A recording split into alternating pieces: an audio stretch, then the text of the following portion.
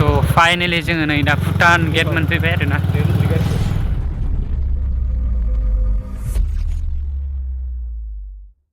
खुलुमबाय, welcome back to माय YouTube channel with another video. स' नोंथांमोन साफ्रोमखौबो आंनि यूट्यूब चैनलनि गोदान भिडिअ फिन खेबसेबाव गोसो गोथारै बरायनानै लाग्रोबावबाय। आसा खालामदों नोंथांमोना इसोरनि अननायाव मोजाङैनो दङ। स' आंबो बे समाव मोजाङैनो दङ। स' नोंथांमोननि थाखाय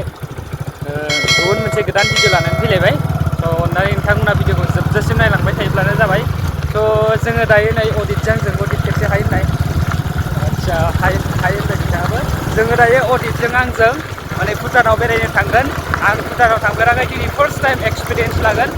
2K साबस्क्राइबार्स कमप्लिट जानायनि बे मोनसे ट्रिप जागोन आरोखि ना लोगोफोर। स' नोंथांमोना भिडिअखौ अननानै स्किप खालामालासिनो जोबजासिम नायलांबाय थायोब्लानो जाबाय। आरो जायफ्रा चेनेलाव गोदान थामहिनबा फार्स्ट टाइम भिजिट खालामदों, साबस्क्राइब आरो भिडिअखौ लाइक खालामनानै फैबाय थानाय समाव फैबाय थानाय बुब्लियाव भिडिअ बानायनो थुलुंगा होलांबाय थायोब्लानो जाबाय। स' कमेन्ट खालामना होब्लानो जाबाय नोंथांमोना नोंथांनि गोसोनि फिलिंसखौ। स' शेयार खालामनानै हो। अके, नायलांबाय थादो नोंथांमोना जोबजासिम।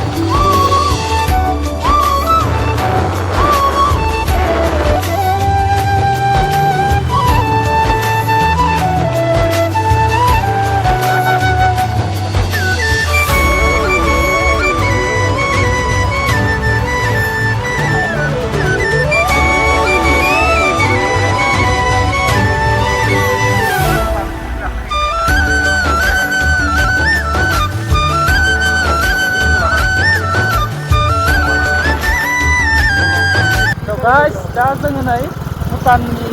हानायो खामार दैसा माने जों भुटान मोनसिगोन आरोना। बे जों दायो थांगासिनो दङ अडिटजों आंजों। माने भइसखौ बुआप जानानै आं भइसखौ दाब खालामनानै दोनगोन। माबाफोर बुंनो सानदों नामा नोंथाङा? जोङो दिनै लोगोसे सानदिजों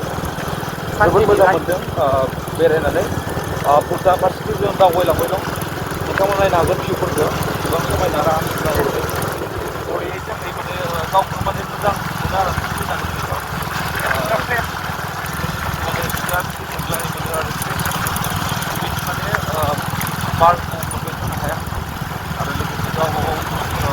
खामानि नङा स' लोगोफोर बिनिफ्राय मा होनो माने आं फैफेराखैमोन दे, आं फार्स्ट टाइम फैदों दिनै। स' आंनि एक्सपिरियेन्सखौ आं नोंथांमोननो फोरमायगोन आरो नोंथांमोनाबो आंनि बे भिडिअनि गेजेरजोंनो नुलांफागोन। स' मायाव बेरायो, माबोरै बेरायो आरो माबायदि आं सब डिटेल्स खोन्थाजोबगोन। जोंनि सिरियाल नाम्बारा 99 मोन ना? जोंनि सिरियाल नाम्बारा 99 बेवहायबो बुंनो हाखाबाय। स' नायदो, बे सब हाग्राबारि गोजाना साइडफोरा फरेस्ट एरिया गोलैजोबो बेखिनिया सबबो। नै गासैबो बेवहाय भुटाननि गारि नुजोबगोन गाइस, भुटाननिल' गारि नुगोन। नाथाय नैबेफोर फरेस्टफोरा बेफोर फरेस्टफोरा इन्डियाननि आरोना बे जाबाय नै आसामनि गारि बेबो माने बिसोरबो बेरायनो फैदों आरोना जों बायदि सानडेनि मजा भिउआ खिन्थु लामाया एसे एसे गाख्लाबायनाय नायनो हागोन नोंथांमोना नायनो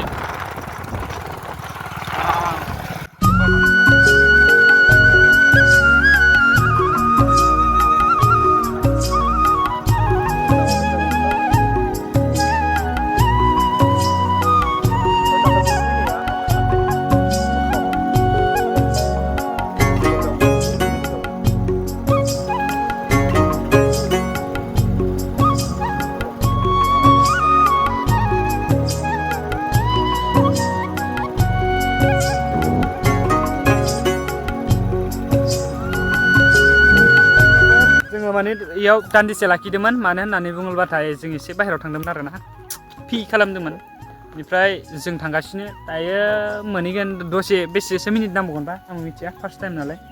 10 मिनिटसो नांबावगोन जाहैबाय स' नायबाय थादो नोंथांमोना जोबजासिम नायलांबाय थायोब्लानो जाबाय अब्लासो मजाखौ मोनगोनाबो मोननायनियाव नै नायनो हागोन भिउखौ बिराद मजा नुबाय आङो नै वाव नै लामा गेजेरखै गारि गंसे खारना बा जि इन्टारेस्ट नांखागोन ना वाव वाव वाव वाव गाइस स' फाइनेलि जोङो नै दा भुटान गेट मोनफैबाय आरोना जोङो माने फाइनेलि दायो भुटान मोनफैबाय नै भुटाननि गेटआ नै नायनो हागोन भुटाननि गेट बेयो बेनिफ्राय नै जों इन्डियानि फ्लेग बेनिफ्राय नै जों थांबाथाय माबा भुटान मोनसिगोन ना बेनो गेट पास बेनिफ्राय वेलकाम टु इन्डिया नै माने नैथिंजाय थाङोबाथाय इन्डिया मोनगोन नै बेवहाय मोनसे फट' लानांगोन आं स' नै नायनो हागोन नोंथांमोना नै बरिया भिउ मजालै जोङो दायो बे समाव भुटान मोनफैबाय आरोखि ना भ्लग लानो लाजिदों थेवब्लाबो बेनिफ्राय लाबाय ओरैनो ओमफ्राय नैथिंजाय सब बिबार बारि मोनसे मोजां माने र' फट' साफायग्रोनानै नै बिथांखौ बोरै मोनखो नोंथां नोंथ' फैखांखाबाय आंना फार्स्ट टाइम आरोना बेवहाय फैनाया मजा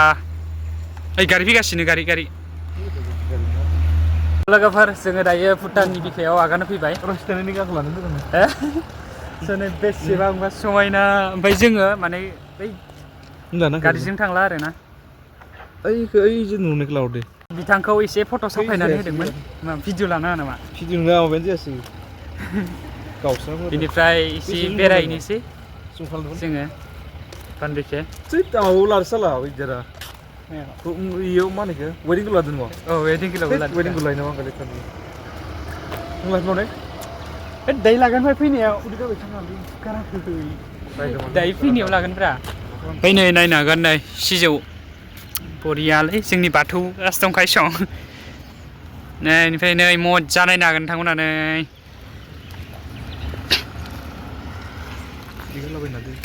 गाराखैलै नै बरिया भिउआ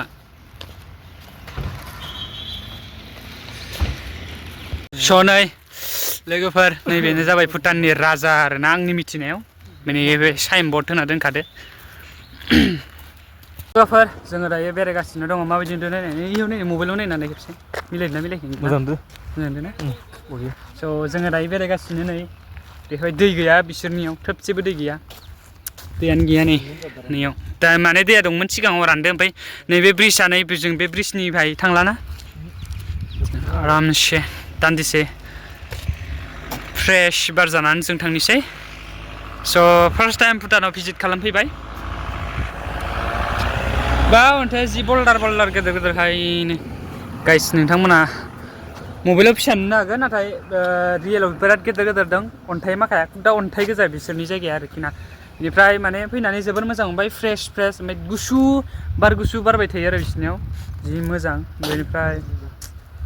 बेनोसै आरो मा बुंबावनो थ' बेवहाय दै बोहैबाथाय जोबोर मोजां नुगौमोन नाथाय आंथ' दै बोहैनाय समाव फैनाय जायाखिसै दैज्लां जानांगोन बेवहाय दै बोहैनोबा नैबेनिफ्राय नैबेनिफ्राय गोजौनिफ्राय ओरै गाहायथिं दै बोहैबोलायबाथाय बेसेबांबा समायना नुगोन ना खायमा गोथां जाखागोन आरो बिनि दैया भुटाननिफ्राय फैनाय नालाय बै हाजोनिफ्राय नुहुरनाय गंगारफोर बिराद थायो बेवहाय भुटानाथ' गंगारफोरनिनो जायगा नालाय बेखौ माने भुटाना गंगारफोरनि जायगा आरो बिसोरनि रेजिस्टार्डआ जाहैबाय BP रेजिस्टार गारि आरोना बिथांमोननिया स' बेनो जोङो थांनिसै मोननैसो फट'ल' लानानै थांसै स' आंथ' भुटाननि गेटखौ नुवाखैमोन नालाय आं गेटआव फैबाय स' नैबे आं दा जि हायाव दङ बे हाया जाहैबाय भुटाननिनो हा स' आं भुटाननि हायाव माने दंफैयो आथिं गानो मोनबाय अब्लाबो जोबोद गोजोननाय मोनबाय स' नैबेहाय एसे लानोसै फट'फोर बिबारजों समायनानो स' बेनिफ्राय लोगो मोनगोन फट' लाग्रोनि लोगोफोर जोङो मोननैसो फट' लाखांबाय बेनिफ्राय दायो थांफिननोसै भुटाननि राजानि जि बेवहाय सावगारि दं बेखौ मोनफैफिनबाय बेनिफ्राय जोङो नैबे माने गेटनि खाथियाव माने ब्रिज थायोना मोनसे बे ब्रिजसिमल' फैबाय जोङो ओमफ्राय जोङो सिउट होलांनोसै आसाम रुपहि अके गाइस स' नोंथांमोना नायलांदो बेनिफ्राय आं बेवहायनो एन्ड खालामनो सानाखै स' जोङो भुटाननि खाथिनि मा होनो बेखौ खामार दैसा जि हाथाय बाजार जायो बेवहाय एसे हाबलांनोसै जोङो दान्दिसे सम बेनिफ्राय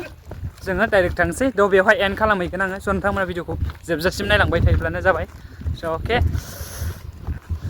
स' लोगोफोर फ्रियावनो गारि खारबाय दं नै जोंना बिना पेट्रल माने बेवहाय पेट्रल स्टार्ट होलायनाङा ना गारिखौ माने गोजौनिफ्राय गाहायजों थांनायसो नालाय स' बे समाव अडिटआ आंखौ बुंदोंमोन आरोना मिटारखौ खोन्थि होननानै माने खायफाया फोथायनाय नङा साननानै नायदो नाय गारिया बन्द'सो नाथाय थेवब्लाबो ओरैबायदि स्पिडाव खारगासिनो लाइक 60सो जाखागोन बिनि किल'मिटार पार आवारा स' ओरैबायदि गोजोननाय मोनबाय बेवहाय बेरायनो मोननानै गोसोखौ ओरैबायदि फ्रेश बार गुसु बारदों माने अखाबो फ्रि थाइफ्रिदोंमोन एसे स' बेफोरबायदिनो दिनैनि साना बारग'लाङो स' थेंक गड स' बेफोरबायदि बेरायनो खाबु मोनबाय दिनै आरो अडिटनिसिमबो thank you very much for going to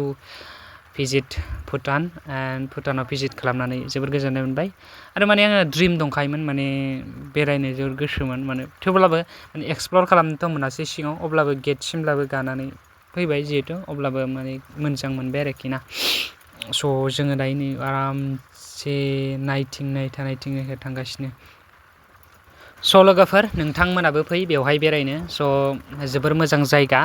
आरो माने सानडेजों दिनै एसे फ्रि मोननायखायसो बेरायनो फैदों नङाब्लाथ' बेरायनायानो जाया न'आवनो थाबाय थानाय जायो दैलि कलेज स' बेनि थाखायनो माने न'आवबो बांद्राय बेसेबां हाबसो थाबाय थानो स' माइन्डखौ फ्रेस खालामनांगौ अब्लासो जों मोनफ्रोमबो खामानियाव साक्सेसफुल जानो हागोन आरो दावगालांबाय थानो हागोन आरो इयुनाव मोजां खामानिफोर मावबाय थानो हागोन स' नोंथांमोना बे चेनेलाव आं गोबां जायगा एक्सप्लर खालामनो माने टारगेट लानानै दोनदों स' नोंथांमोना चेनेलखौ साबस्क्राइब खालामनानै गालांथार मानोना फैगौ समाव आं नोंथांमोननि थाखाय माने गोजान जायगा गोदान जायगायाव एक्सप्लर खालामनो सानदों स' जुदि सम आरो बोथोरा मिलायोब्ला आरो सुजुग सुबिदा होयोब्लाथाय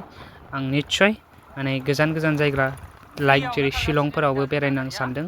स' बेफोरबायदिनो गोबां जायगा जेरै कामाख्या मन्दिर बेवहायबो आं थांनो सानदों स' महामाया मन्दिर बेफोरावबो आं थांनो सानदों फिउचाराव थ' बेनि थाखायनो नोंथांमोना माने सापर्ट खालामबाय था नोंथांमोननि सापर्ट मोनबाय थायोब्लानो आं फिउचाराव माने एक्सप्लर खालामनो आंबो थुलुंगा मोनगोन नङाबाथ' एक्सप्लर खालामनो हाया नालाय आरो भ्लग भिडिअआव आंना भिउसआ बांद्राय फैया माने बेखायनो आङो माने भ्लग भिडिअ बानायनो एसे इन्टारेस्ट जाया आरोखि ना अब्लाबो बेयाव आङो मेम'रि हिसाबै थालांथोंसै होननानै बे भिडिअखौ शुट खालामनाय जाबाय भिउस फैयिया मेटार नङा आरो माने आं बेवहाय जि फैनो गोसो माने आंनि गोसोनि साननायखौ आं माने जाफुंहोनाय बायदि मोनबाय आरो एसे नाथाय एक्सप्लर खालामनो फिउचाराव आं फैफिनगोन I will visit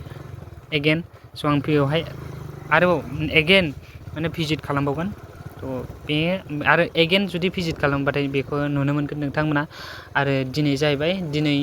23 फेब्रुवारि दिनै सानडे स' दिनै आं बे ब्लग्सखौ शुट खालामबाय नाथाय आपल'ड होनायाथ' 24 खालिसो आपल'ड होनाय जागोन आं मानडेआव स' अब्लाबो नोंथांमोना जोबजासिम नायलांबाय थायोब्लानो जाबाय